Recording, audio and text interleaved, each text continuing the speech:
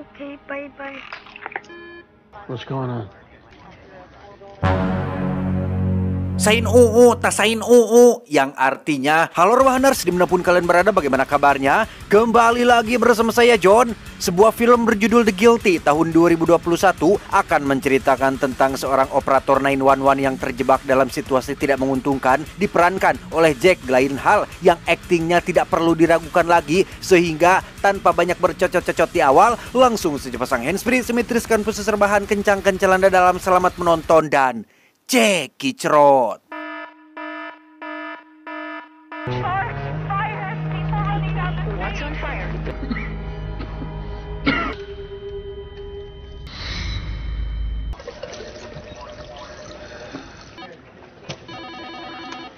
Kisah akan berfokus pada seorang polisi atau lebih tepatnya operator 911 yang bernama Joe tengah melayani masyarakat gabut yang tak henti-hentinya menghubungi nomor darurat untuk masalah yang sebenarnya bisa diselesaikan oleh mereka sendiri. Okay, so where are you at? What? Did you take drugs, Drew? Okay. Speed. Shoot it up or snort it? I understand, but it's your own fault, isn't it? I'll send both an ambulance and the police. No. Drew? Di tengah kesibukannya itu, ia dihubungi oleh seorang wartawan ke nomor pribadinya untuk menanyakan tentang apa yang akan ia lakukan di persidangan esok hari, di mana teguran dari atasannya membuat Joe harus menutup telepon itu dan kembali bekerja seperti yang lainnya. How'd you get this number? No calls. I already told you. Hello, I'm sorry, I'm back. Yes, what is... Tak kunjung menerima panggilan darurat, Joe memutuskan untuk beristirahat sejenak dan mengirimkan pesan suara pada keluarganya untuk mengucapkan selamat tidur.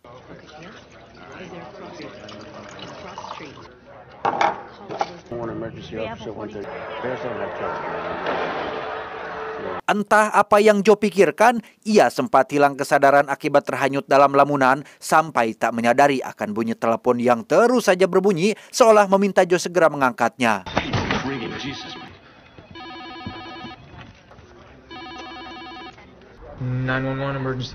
Dari sekian banyak telepon yang masuk, baru kali ini ia mendapat panggilan yang benar-benar darurat di mana seorang istri yang bernama Emily tengah diculik oleh suaminya sendiri dan meninggalkan dua anaknya yang masih sangat kecil di dalam rumah. Emily, do they have a weapon? Emily, does the person you're with have a weapon? I don't know. Meskipun dalam kondisi terculik, Emily masih bisa menghubungi 911 dan melaporkan seluruh kejadian yang menimpanya, di mana Joe tak merasa curiga dan tetap menghubungi petugas patroli untuk segera menyelamatkannya. Do you see fire? Yes. Yes. Plate number? No, but the woman tell me when she sees the officers pass. Hold on. Tak berhasil mendapatkan plat mobil serta lokasi di mana Emily berada, Joe masih mendapat petunjuk terkait mobil yang membawanya, yaitu sebuah van putih yang bergerak menuju keluar kota. White. It's fine. White. Emily, don't hang up, okay? Put the phone. I can track you. And if you can't, just could you hear me? I will be there. My name is... Pasca terputusnya sambungan telepon, Joe langsung menghubungi satu persatu petugas operasi yang cukup dekat dengan lokasi Emily, di mana kebakaran yang terjadi malam itu membuat semua petugas kewalahan karena banyaknya kendaraan serta mobil van berwarna putih yang jumlahnya tidak sedikit. Can't see yet. There's wind and smoke everywhere. He took the exit. Pull up next. Okay, he's pulling up. So White. Meskipun telah dilakukan penyisiran yang cukup ketat, mereka belum juga menemukan Emily dan suaminya, sehingga Joe yang panik pun langsung menghubungi petugas perbatasan untuk segera menutup akses keluar masuk kota. Look for a plate number and I'll inform the officer. Come on! Just find a car and block the freeway. Berbagai macam penolakan tentu membuat Joe sangat emosi, bahkan ia memarahi petugas lain yang menjadikannya pusat perhatian. It's not me. Joe yang sampai saat ini belum mendapatkan plat mobil yang membawa Emily pun membuat para petugas yang ia hubungi enggan membantunya karena tanpa plat mereka tidak bisa melakukan pelacakan dan hanya akan membuang waktu dalam operasi tersebut.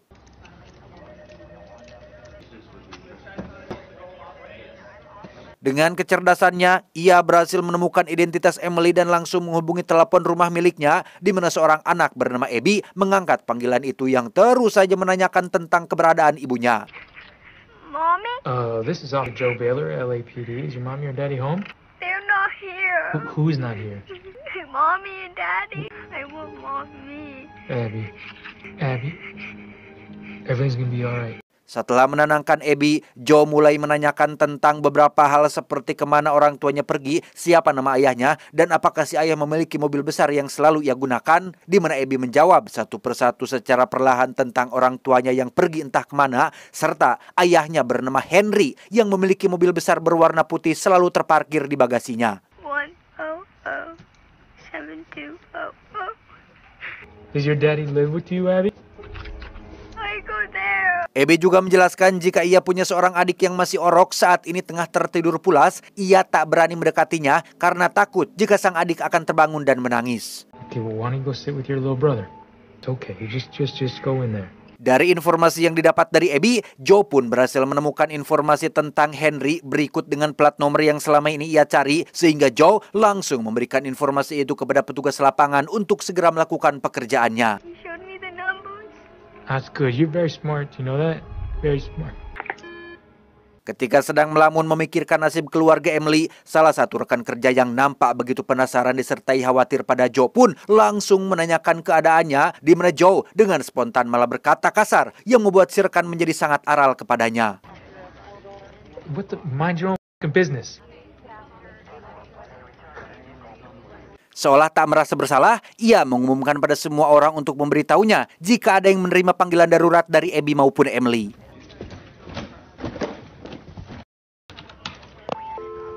Plate number is California 2 Frank Tom David 12 King. Is there a unit you can send to her house? Setelah berhasil memberikan plat nomor pada petugas, Joe pun meminta agar mereka segera mengirimkan bantuan lain pada Abby yang saat ini tengah bersama adiknya tanpa pengawasan orang tua, di mana hal itu langsung mendapat penolakan akibat banyaknya tugas polisi terkait kebakaran besar yang sedang terjadi malam itu. Christine Adams, 71 Roger. Be advised we're stuck on multiple fire calls. You can show us en route with an extended ETA. Penolakan demi penolakan terus saja Joe terima, bahkan sempat dikejam oleh salah satu seorang petugas karena terlalu kesal dengannya yang terus saja poporongos tanpa tahu tentang betapa sibuknya para petugas di lapangan. No. Listen, you have to make sure that... Wait for her to call back. Do your job and I'll do mine, okay? Sadar akan kesalahannya, Joe meminta maaf kepada rekannya yang tadi ia sentak, bahkan mengajaknya minum kopi setelah mereka selesai dengan pekerjaannya. No, not just today, but in general. Yes, you have. We should get a beer sometime. That sounds good, man. 15 menit sebelum pergantian sip, Joe pun memutuskan untuk pindah ke ruang tempat yang lebih sepi agar bisa lebih leluasa, baik itu marah, teteleponan, atau apapun yang tidak bisa ia lakukan ketika masih berada di ruang kerjanya yang tadi.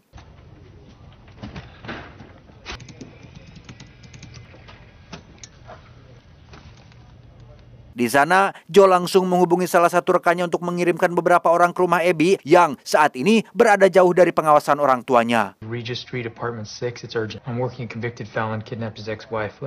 Is there anyone at his house? There is a scared little girl whose mother has been abducted. That's enough. It's enough. What are you trying to do? Masih belum mendapatkan laporan dari Abby maupun Emily, Joe kemudian menghubungi istrinya atas dasar kerinduan, di mana percakapan mereka tidak berjalan dengan lancar karena pada kenyataannya hubungan mereka saat ini tengah berada di ujung tanduk. Come on. We've been separated for 6 months now. I'm not gonna keep doing this with you.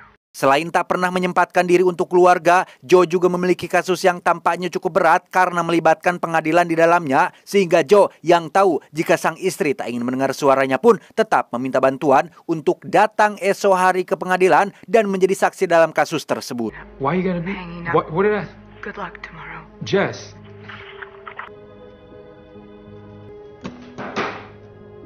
Baru saja merenungkan percakapannya dengan sang istri, Joe malah dibuat kesal oleh seorang warga yang menghubungi dan memakinya untuk alasan yang tidak jelas. I need an address. Hey, you need to let the police come there. Yeah. Sadar dari amarahnya, Joe langsung menghubungi Henry untuk diajak bekerja sama, yaitu menyerahkan diri agar anaknya bisa bertemu kembali dengan Emily. Yang tentu saja hal itu bukanlah perkara mudah, sehingga Joe hanya bisa kembali termakan emosi ketika Henry tidak menanggapi dan langsung mematikan ponsel miliknya. You wanna do more? Khawatir dengan persidangannya besok, Joe kembali menghubungi salah satu rekan kerjanya yang akan membantunya bersaksi, di mana Joe meminta rekannya tidak minum Homer yang bisa menjadi penghambat statusnya sebagai saksi. I'll explain to you when you get there, right? Yes. Have you been drinking? Yeah, I am. Pada akhirnya, rekan Joe mengakui jika dirinya sudah minum sebanyak 2 gelas. Hal itu bertujuan untuk meringankan beban dari ketakutannya tentang sidang yang harus ia ikuti, karena ternyata kasus Joe yang sudah berjalan selama 8 bulan telah tercium oleh FBI, di mana mereka mendatangi rumah si rekan untuk menginterogasinya. This isn't gonna go our way. I had the feds at my house this morning. You understand? Seolah lupa dengan kasusnya sendiri, Joe pun meminta bantuan rekannya untuk pergi ke rumah Henry yang letaknya tidak terlalu jauh dari lokasi mereka berdua saat ini. Ia juga meminta untuk melakukan penggeledahan ke rumah Henry dan melihat apa yang ia rencanakan selama ini. Baylor. You got it? Got it. Tak berselang lama, Joe lewat bosnya mendapat panggilan dari Abby yang melaporkan jika seseorang sedang berada di pintu depan rumahnya, di mana ia meminta Abby untuk tetap tenang karena mereka semua adalah polisi yang sengaja dikirim untuk menemaninya. Hi, my name is Tim. Hi, we're checking in on 2 kids. Yes, Abby and her little brother. I have to keep the line open because her mother might call. Dan betapa terkejutnya para polisi ketika melihat rumah Abby yang sangat berantakan, apalagi setelah melihat adiknya Abby berada di dapur dalam kondisi yang sangat-sangat mengenaskan. Abby, stay outside, all right? Tim? Abby, just come with... Yo, Tim! Siapa yang menduga jika Henry kembali menghubunginya untuk menjelaskan sesuatu, namun Joe yang kepalang marah terus saja memintanya untuk menyerahkan diri, akhirnya membuat Henry langsung menutup kembali teleponnya meski ia sangat ingin menjelaskan sesuatu yang sangat penting. What do you want me to say? That you're a victim? Huh, Henry? You think you're a victim? You're not a victim. Emily is a victim. Sementara itu, si rekan telah sampai ke tempat di mana Henry tinggal. Ia tak mendapati siapapun kecuali tempat yang sangat kumuh, penuh dengan sampah, serta tumpukan tagihan yang tak pernah Henry bayar. Some courtyard apartments. Looks like nobody's home. The lights are out. All right, you got it? Yeah. Di saat yang sama, Joe kembali mendapat panggilan dari Emily yang sangat ketakutan. Kini, ia disimpan di bagian belakang mobil sehingga bisa menghubungi Joe dengan bebas tanpa takut suaminya akan mendengarnya. You said, but it didn't work. I can't get out. Okay, I know. Okay, you're headed toward... I don't want to get locked up. Emily, take a deep breath. I'm gonna get you back to Abby. Dalam kesempatan itu, Emily diperintahkan untuk mencari suatu benda untuk membela diri dan langsung membogem suaminya ketika ia membuka pintu. Just feel around. You use the flashlight on your phone. Okay, good. Okay, alright. Ketika mobil berhenti, Emily dengan sisa kekuatannya bercerita tentang apa yang menimpa anaknya. Ia melihat sang anak ketakutan dan terus menangis akibat seekor ular. Emily langsung menghabisi ular itu dan membuat anaknya terdiam saat itu juga. What was that? Snakes? What snakes? Menyadari ada kejanggalan dalam ceritanya, Joe dengan keterkejutannya menyimpulkan jika Henry bukanlah pelakunya, melainkan Emily lah yang telah menjadi tersangkanya dan telah melakukan semua itu. Namun ketika ia hendak meminta penjelasan, panggilan itu langsung terputus tepat setelah Joe mendengar suara rintih kesakitan.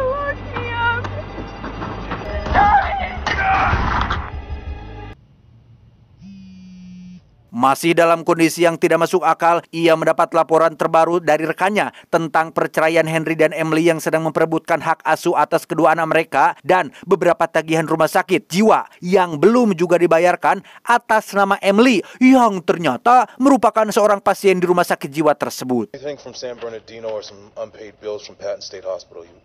She was a patient there. Patton State Psychiatric Treatment Center.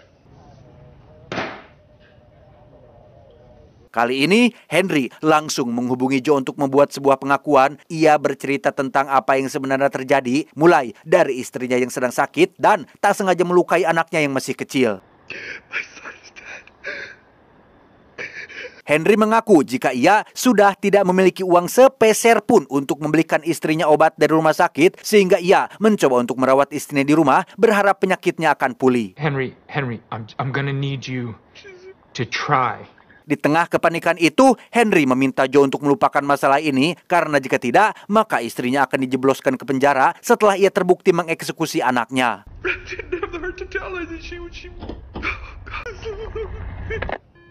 Henry?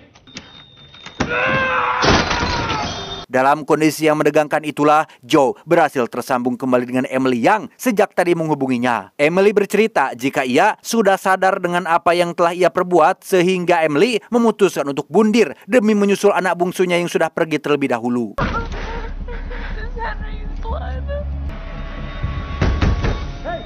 Setelah meminta bantuan rekan operatornya untuk menjemput Emily, Joe meyakinkannya untuk tetap tenang dan tak melakukan apapun karena Abby sangat merindukannya. Bahkan ia juga menceritakan tentang tindakan kriminalnya yang sudah menghabisi seorang remaja berusia 19 tahun hanya karena terlalu kesal dengan kelakuannya. Ketika polisi sudah sampai di TKP, Emily yang mulanya tenang tetap kembali pada pendiriannya untuk menyusul sang anak, berharap mereka berdua bisa dipertemukan di surga meski harus berakhir tragis di dunia ini. Just go over, officers. Kesedihan dan ketakutan yang Joe rasakan berubah menjadi sebuah kebahagiaan setelah ia mendapat panggilan dari polisi yang mengabarkan jika Emily berhasil diselamatkan, ditambah dengan kabar dari rumah sakit yang menyatakan jika anak bungsu Emily masih hidup walaupun dalam kondisi yang sangat kritis.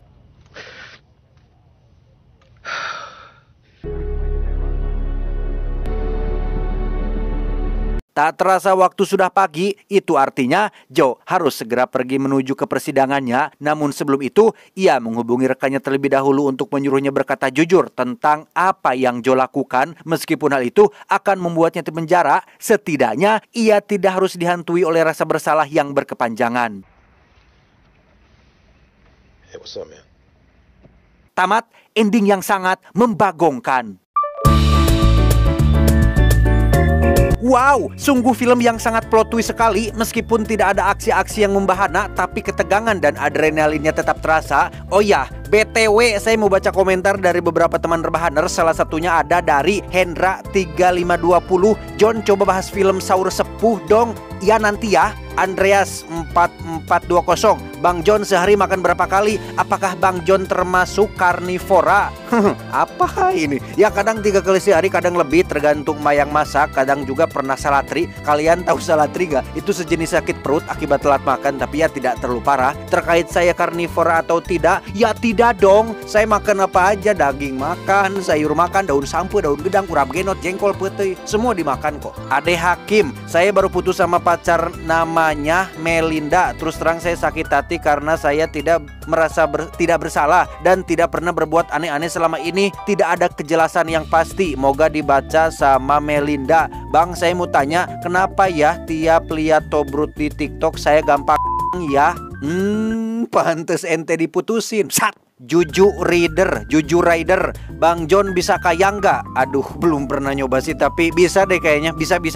Alex Speed, nonton film ini jadi keinget aparat di Konoha yang baik ditangkap, yang salah dilindungi. Bener lagi. Raisi Tampan, John kenapa intronya diganti? Good question, anjoy.